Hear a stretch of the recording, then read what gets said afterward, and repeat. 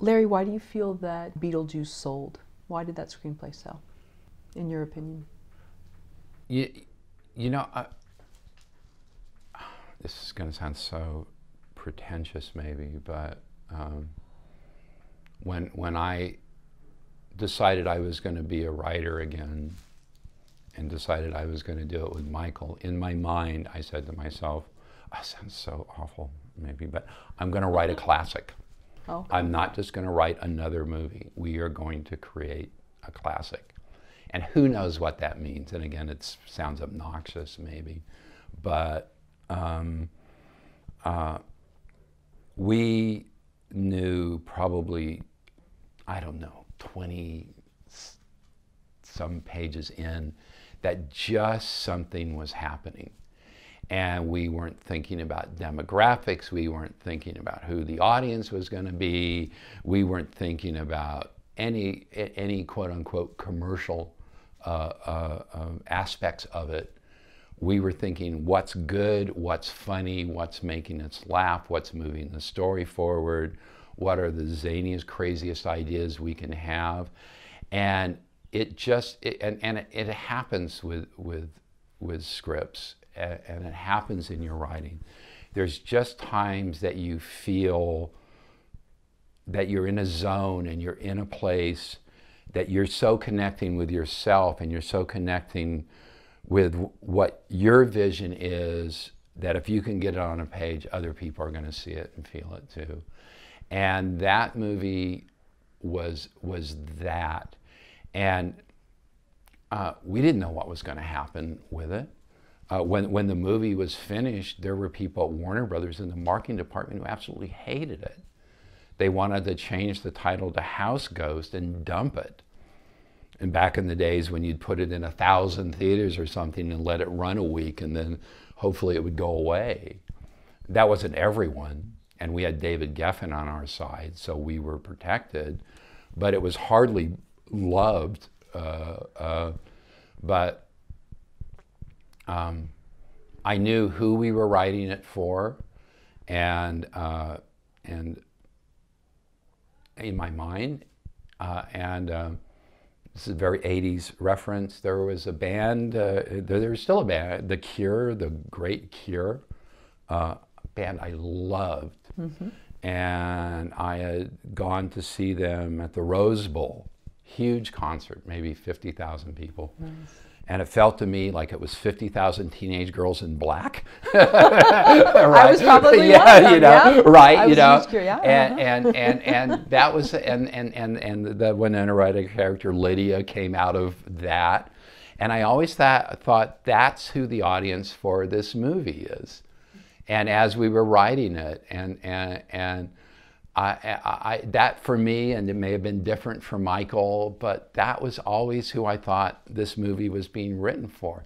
And it's really a family story, and it's about a girl who needs a mom and a dad, and because her real mom and dad just don't understand her and don't spend enough time with her, so she ends up with two ghosts. That's the heart of that movie, and that's what I was writing towards. And the most, so finally it's released, and I go to see it nearby where we're sitting now at Universal on a Friday night. It's the first Friday night, and I watch it with an audience, a real audience for the first time. Of course, there have been some test audiences and all of that, and people are coming out of it either loving it or hating it, which I thought, great. That's exactly what we wanted. And that was Friday night. Then Saturday night, I went back and I saw a bunch of teenage girls who had gone into their closet, having seen it on Friday night, and came back dressed like Winona Ryder, Lydia Deetz. And I thought, okay, it's a hit. We have connected with the audience to the point that they're already dressing up as Lydia. And then there was a marketing meeting at Warner Brothers. It may have been on the Monday, and it had surpassed everyone's expectations in terms of the grosses and the audience feedback. And it was obvious that it was going to take off and be something special. And again, in this no-name zone, that's what I was wondering about Mr. No Name. There was a marketing person who I always remember as a guy who would wear a scarf no matter what the temperature was. Okay, and it was I remember Tim Burton being there and David Geffen being there and the Michaels and myself, and this marketing person. The best he could do was, well, at least we got the little girls in black to come see it.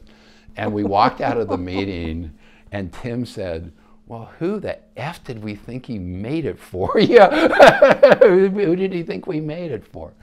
And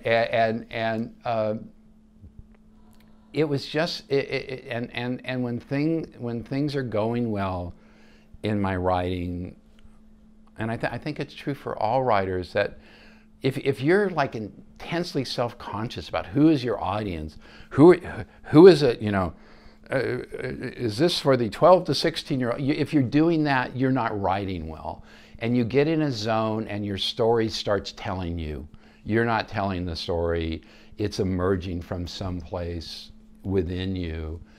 And that's what Beetlejuice was, and I just always had to, and I used to say to Michael sometimes, because I could feel it going well, and I'd say, Michael, you know we're going to have a toy line, and he'd go, shut up, let's just finish the script, you know.